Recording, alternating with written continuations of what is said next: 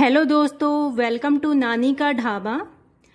आज आप सभी को गुरु पूर्णिमा की हार्दिक शुभकामनाएं।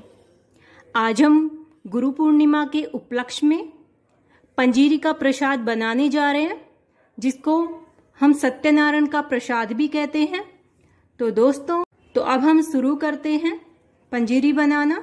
पंजीरी का प्रसाद बनाने के लिए हमने ये सामग्री तैयार की है। तो देखिए, हमने लिया है 1 बड़ा बाउल बूरा, 1 बाउल लिया है हमने आटा, 1 बाउल लिया है हमने बेसन और आधा बाउल लिया है हमने सूजी। और ये आप देख रहे हैं, ये है 1 बाउल हमारा दरदरा सिका हुआ मूंगफली का दाना।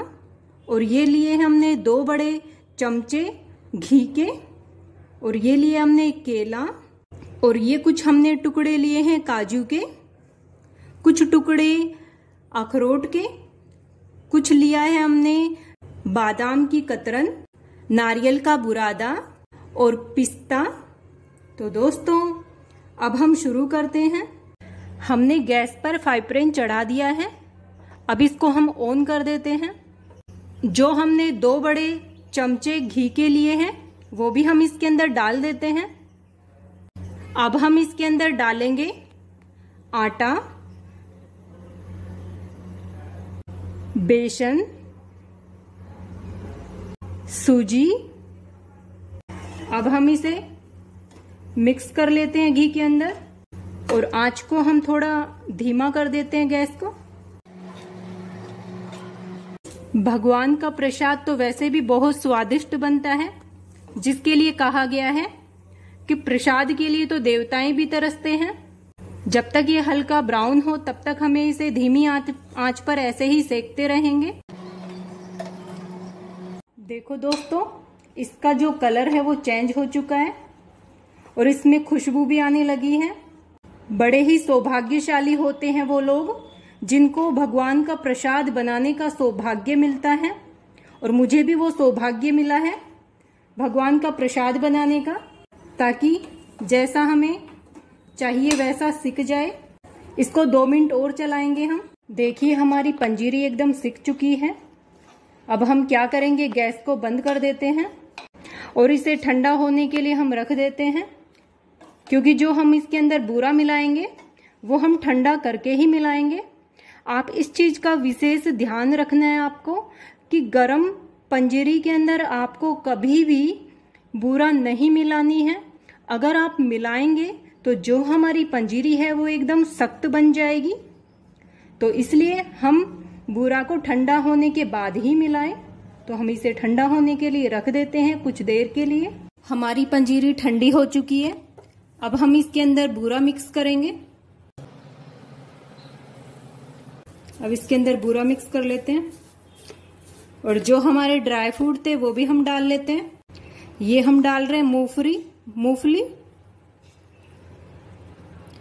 मूंगफली और जो नारियल का बुरादा था, आप नारियल कद्दूकस करके भी डाल सकते हैं। नारियल का बुरादा और मूंगफली कंपलसरी है और जो ड्राई फ्रूट है वो ऑप्शनल है, आप चाहें तो डाल सकते हैं। और इलायची पाउडर भी आपको डालना है। ये हम डाल रहे हैं नारियल का बुरादा, बादाम की कतरन, अखरोट, काजू के टुकड़े, पिस्ता और अभी हमने पीसा था इलायची पाउडर, वो भी हम मिक्स कर देते हैं। अब हम इन्हें अच्छी तरह मिक्स कर लेते हैं।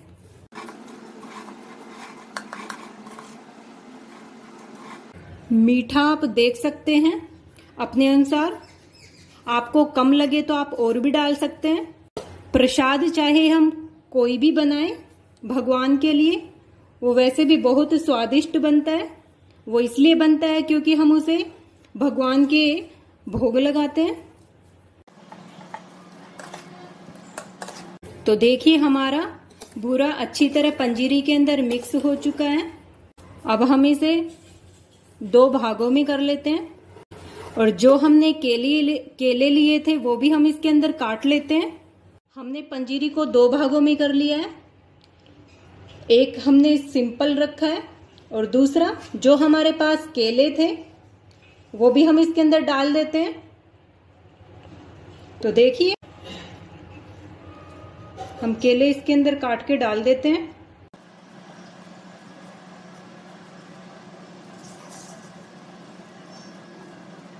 अब इसे भी अच्छी तरह मिक्स कर लेते हैं।